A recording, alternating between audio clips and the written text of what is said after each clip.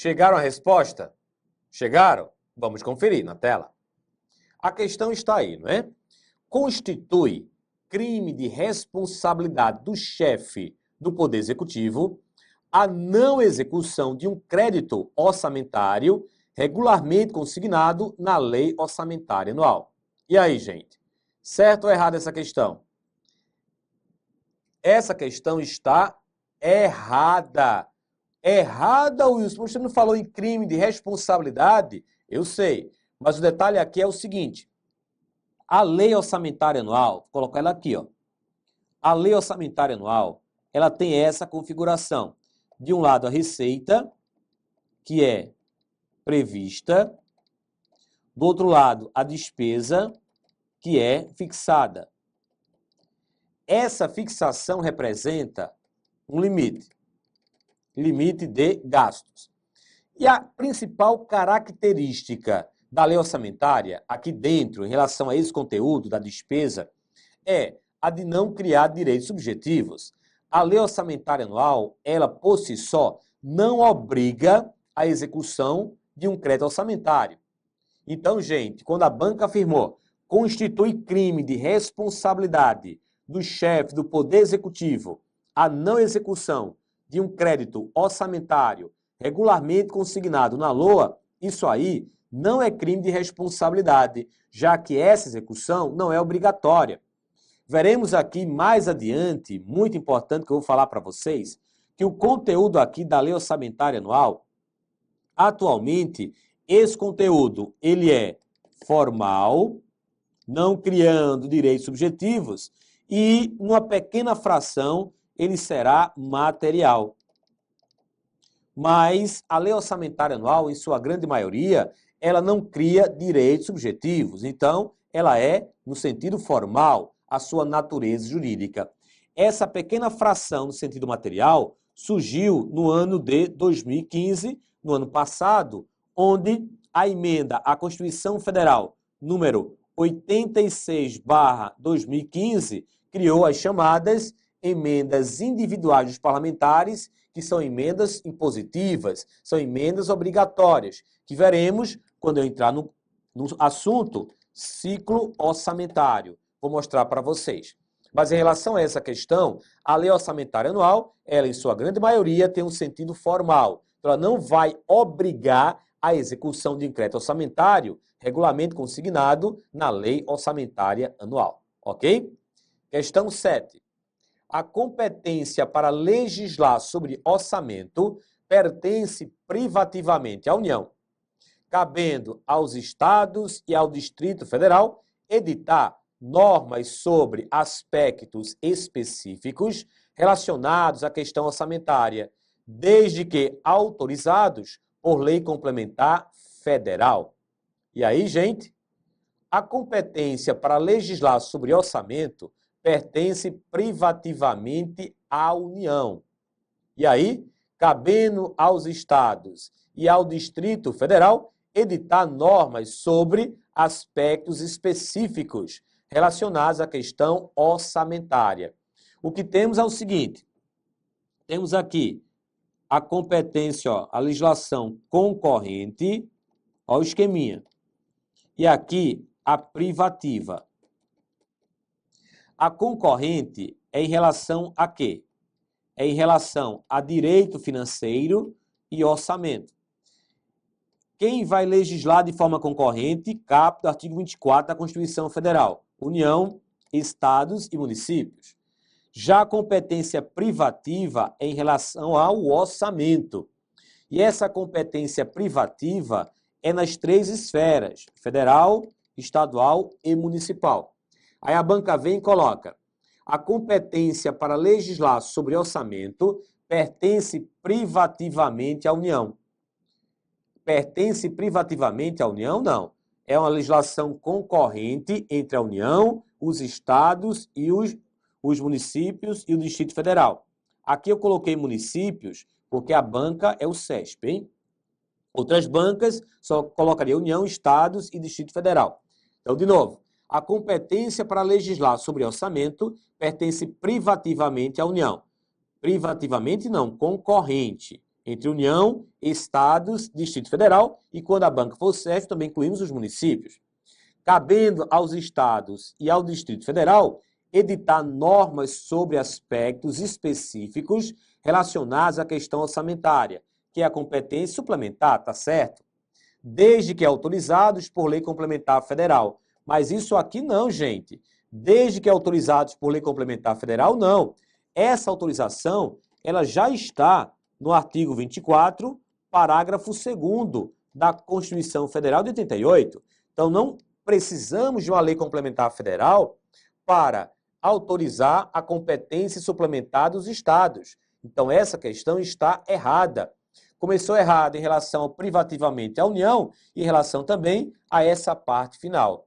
Então, já sabem, né? O esqueminha. Quando for concorrente, direito financeiro e orçamento. Privativa, só orçamento, ok? Então, a questão 7, ela está incorreta.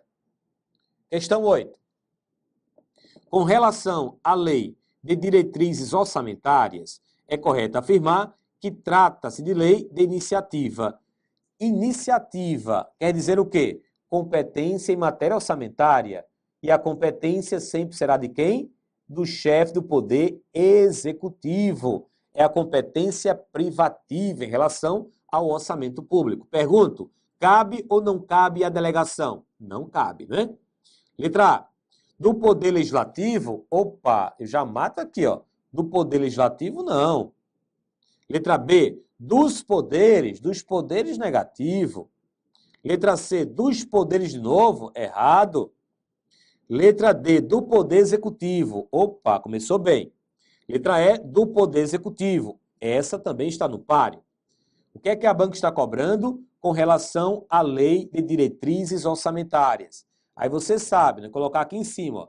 Primeiro vem o PPA, depois vem a LDO e depois vem a Lei Orçamentária Anual. Do PPA sairá a LDO, da LDO sairá a Lei Orçamentária Anual. Aí vem a letra D. Do Poder Executivo, com o objetivo de orientar a elaboração da LOA. E a letra E. Do Poder Executivo, com o objetivo de orientar a elaboração do PPA e da LOA. A LDO orienta quem? Orienta a Lei Orçamentária Anual e é orientada pelo PPA. Então, errada a letra E. Pode marcar a letra D de dado. Olha lá, vamos carimbar a letra D. Gabarito. Gente, então ficamos aqui, passei para vocês, que a competência é privativa em relação ao orçamento público, que não cabe à delegação. Então, somente o presidente, ou governador, ou prefeito, é que deverão tomar a iniciativa, encaminhando para o legislativo pertinente. Na área federal, Congresso Nacional, na área estadual, na Assembleia Legislativa e na área municipal, na Câmara Municipal. Bem, mas eles deverão encaminhar obedecendo às datas, conforme está lá na Constituição Federal. E que datas são essas? Cada ente da federação pode regular a sua data. No caso federal, essas datas estão reguladas onde? No ADCT, que eu vou mostrar para vocês. Ato das Disposições Constitucionais Transitórias. Já para os estados, na Constituição Estadual, e para os municípios, na lei orgânica ou na própria Constituição do Estado. Mas para isso, para que vocês possam calcular corretamente essas datas, eu vou ter que utilizar e mostrar para vocês duas referências temporais, onde eu vou pegar essa referência temporal e aplicar a metodologia para o cálculo das datas limites. A primeira referência temporal, observe na tela, é o chamado exercício financeiro, que segundo a Lei 4320/64, em seu artigo 34, definiu como período de tempo que obrigatoriamente deverá coincidir com o ano civil. Então lembrem-se, o exercício financeiro obrigatoriamente deverá começar no dia 1º de janeiro e deverá terminar sempre no dia 31 de dezembro. Então cuidado, não confundam exercício financeiro com exercício social, hein? Exercício financeiro diferente de exercício social. O exercício social é utilizado na contabilidade privada e a data do seu término deverá ser fixada pelo Estatuto da Companhia. Já o exercício financeiro é utilizado para o direito financeiro, para a contabilidade pública, para o orçamento público. E ele sempre vai começar no dia 1º de janeiro e sempre vai terminar no dia 31 de dezembro. Bem, sabendo disso, agora vamos entender como se calculam as datas limites.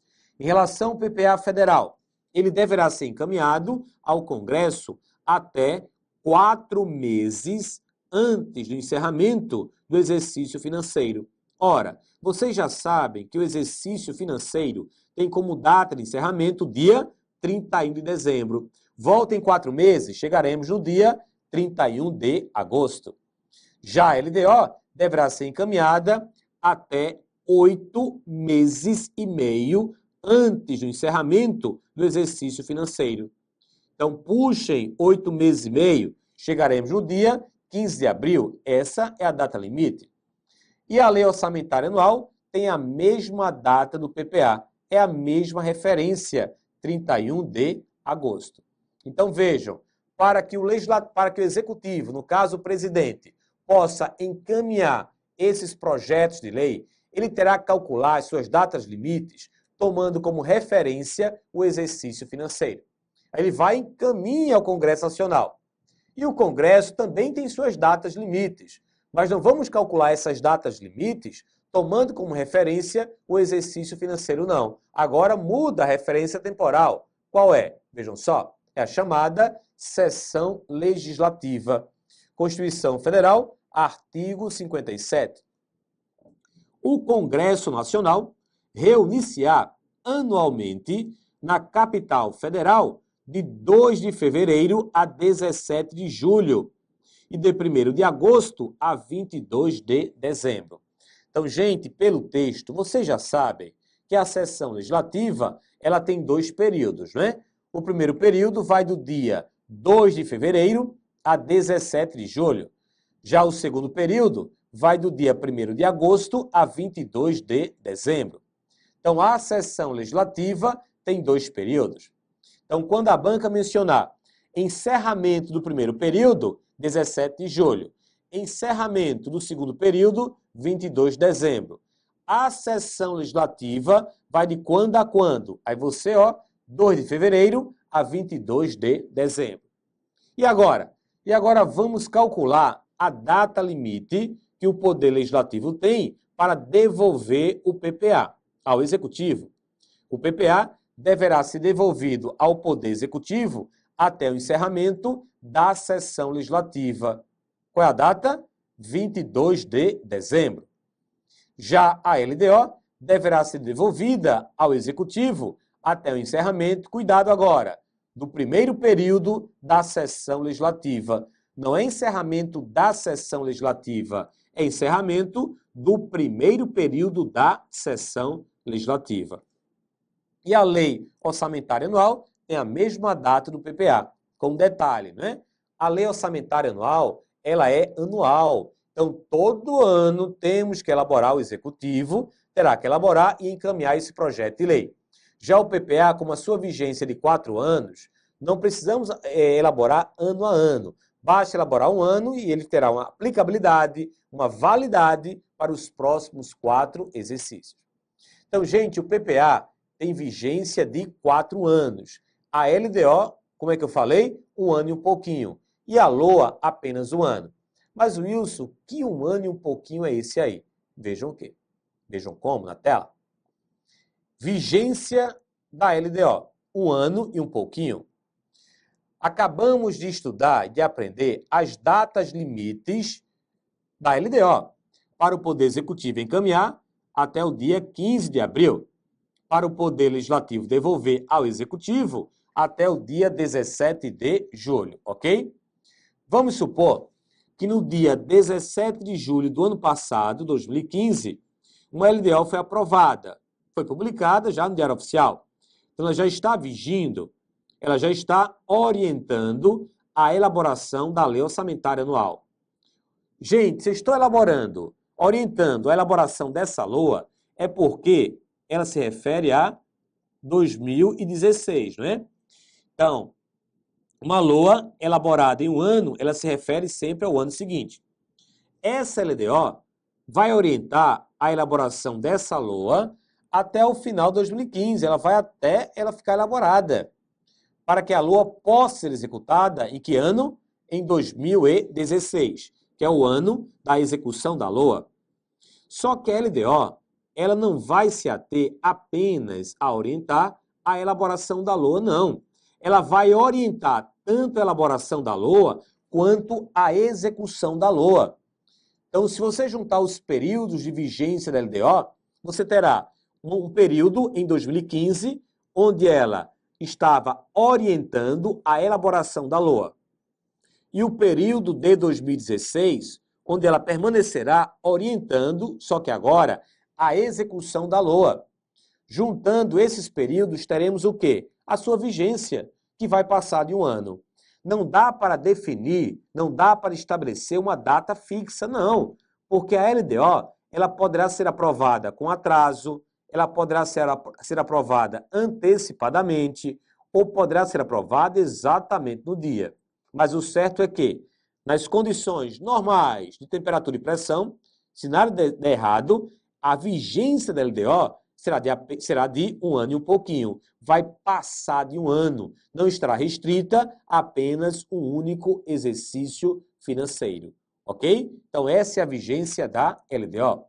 Aproveitando essa figurinha, aproveitando esse esquema, observem agora o que eu vou colocar para vocês. Gente, digamos que em 17 de julho de 2016, uma LDO foi aprovada. Se eu estou aprovando essa LDO em 2016, é porque ela se refere a 2017. É assim que funciona. E ela vai orientar a LOA a ser executada em 2017. Ela vai orientar a elaboração dessa LOA. Mas o que temos aí? Em 2016, já temos uma LDO vigindo. Só vou corrigir aqui. Essa LDO aqui, ó, em 2016, foi elaborada em 2015.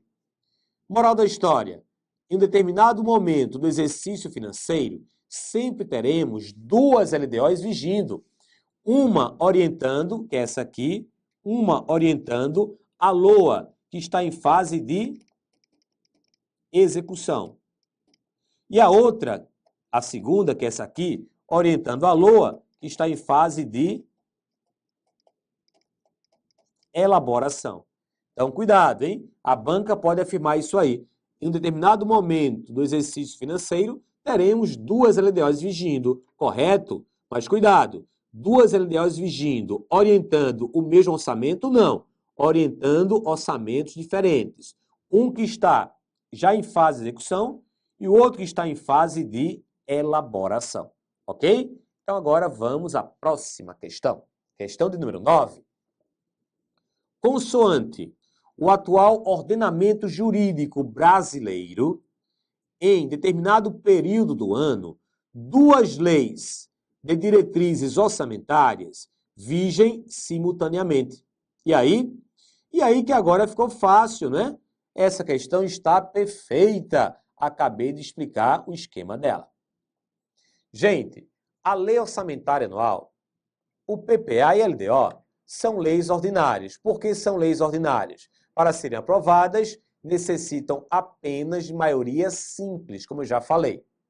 Mas qual é a natureza jurídica dessas leis? Principalmente da Lei Orçamentária Anual.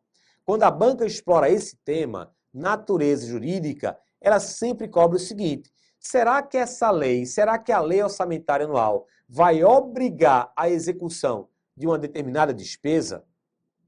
Até 2015, antes da emenda número 86/2015, a resposta era não. Ela não vai obrigar a execução de nenhuma despesa. Mas agora houve uma pequena mudança.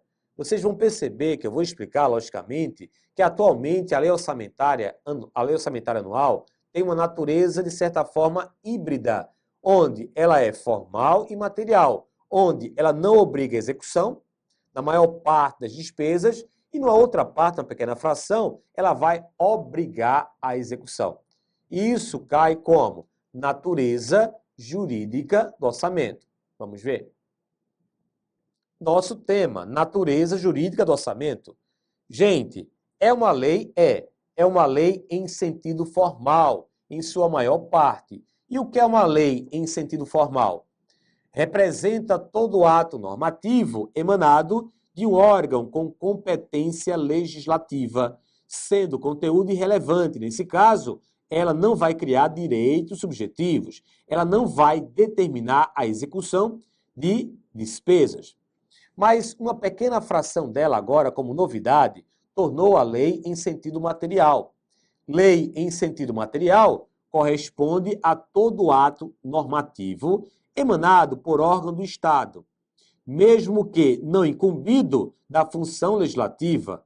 O importante agora é o conteúdo, que define qualquer conjunto de normas dotadas de abstração e generalidade, ou seja, com aplicação a um número indeterminado de situações futuras. Então, gente, o orçamento agora, ele ao mesmo tempo tem um sentido formal e um sentido material. Mas isso aí já foi pacificado? Não. Isso é uma questão bastante recente, que vem do ano passado, 2015, tornando o orçamento parcialmente impositivo. Até então, até essa emenda 86/2015, as questões trabalhavam como: o orçamento é uma lei em sentido formal, ponto.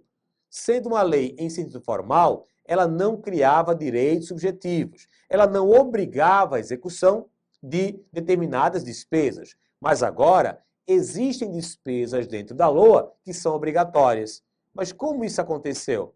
Vamos ver. Com o chamado orçamento impositivo, emenda à Constituição Federal número 86/2015, publicada no Diário Oficial da União, de 18 de março de 2015. Muita gente fala em orçamento impositivo, mas na realidade são as emendas impositivas. Emendas impositivas que tornaram o orçamento parcialmente impositivo. Como assim? Aqui temos uma lei orçamentária anual. Gente, essa parte em roxo e azul aí, não sei qual a corzinha da sua tela que está aparecendo, elas são das despesas obrigatórias. Mas essas despesas obrigatórias, elas já eram mesmo antes de colocar dentro da LOA. A Constituição Federal já determinava. A Constituição Federal determina uma aplicação mínima em saúde, em educação. Poderíamos ter aí também uma decisão judicial. Ou seja, não foi a lei orçamentária anual que tornou as despesas obrigatórias. Elas já eram. A parte maior em amarelo representa as despesas discricionárias, aquelas onde o executivo não é obrigado a realizá-las. E nessa parte pequena, em vermelho, são as chamadas emendas impositivas. São as emendas individuais dos parlamentares, que ao serem colocadas dentro da LOA, se tornam impositivas. Então vejam agora que o orçamento ele é híbrido. Tem uma parte obrigatória e uma outra parte que não é obrigatória. Então, como as bancas vão começar a se comportar agora diante das questões? Gente, é uma questão nova que ainda está para surgir. O que você não poderá validar é o seguinte: a banca afirmando que o orçamento 100% ele é no sentido formal, que 100% das despesas do orçamento não criam direitos subjetivos, não são obrigatórias. Uma parte agora, por conta das emendas impositivas, essa parte se tornou obrigatória. Mas eu vou detalhar muito mais quando chegar no assunto ciclo orçamentário. Mas se você já quiser ir antecipando a informação, leiam o artigo 166 da Constituição Federal. Lá temos essas regras para as emendas impositivas, ok? Bem, voltando para o nosso tema. As leis orçamentárias, PPA, LDO e LOA, montam o chamado Sistema Orçamentário Brasileiro, que é multidocumental. Depois de toda essa introdução, o que eu vou fazer agora? Eu vou pegar cada uma dessas leis orçamentárias e vou detalhar. Vou detalhar o PPA, vou detalhar a LDO e vou detalhar a Lei Orçamentária Anual. Vamos lá, na tela. Leis orçamentárias. Lembrando aqui a configuração atual do modelo constitucional brasileiro, concebido em 88, temos PPA, LDO e LOA, não é? Então, há essa integração entre o PPA, a LDO e a LOA, como eu já expliquei. Do PPA sairá a LDO. Da LDO sairá a Lei Orçamentária Anual. PPA estratégico, LDO tático e a LOA operacional. São leis independentes, mas que se integram entre si. Não poderemos afirmar que são leis autônomas. Elas não criam suas próprias regras. Uma depende da outra, hein? Então, são leis independentes, mas não são autônomas. Elas não podem criar suas próprias regras. Do PPA sairá a LDO. Da LDO sairá a Lei Orçamentária Anual. E eu vou começar explicando o PPA, que é a lei número 13.249, de 13 de janeiro de 2016. Você poderia me dizer, gente, qual o nome do PPA atual? O nome? Exatamente. Cada governante vai estabelecer um slogan para o seu PPA. E não foi diferente para esse governo. Qual o nome do PPA atual? Olha só.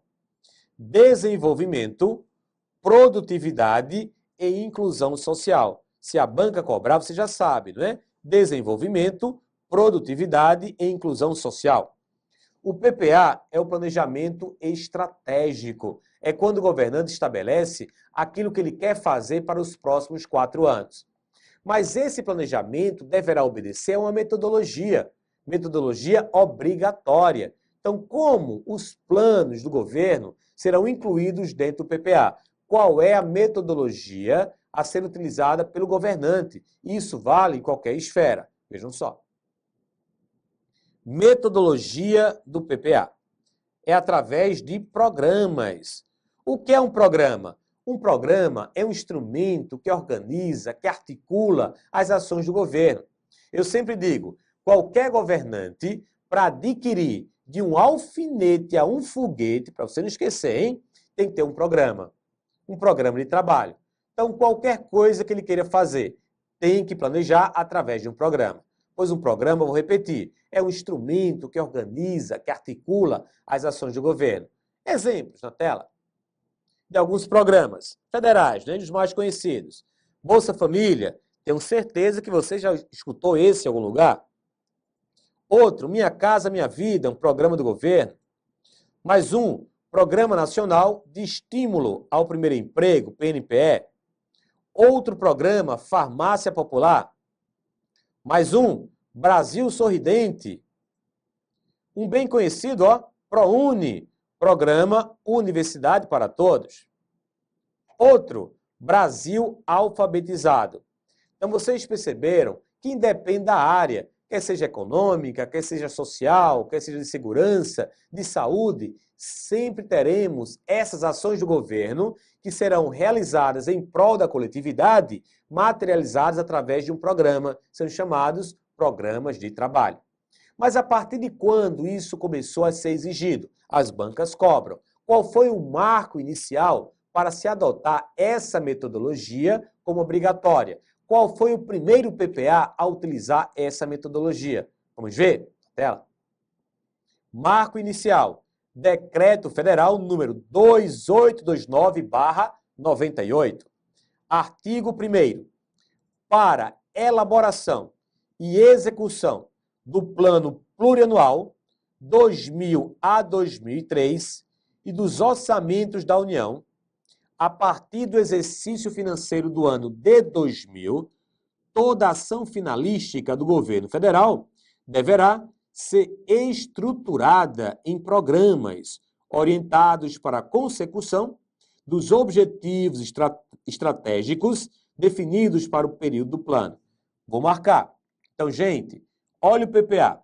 Esse foi o PPA inicial, 2000 a 2003.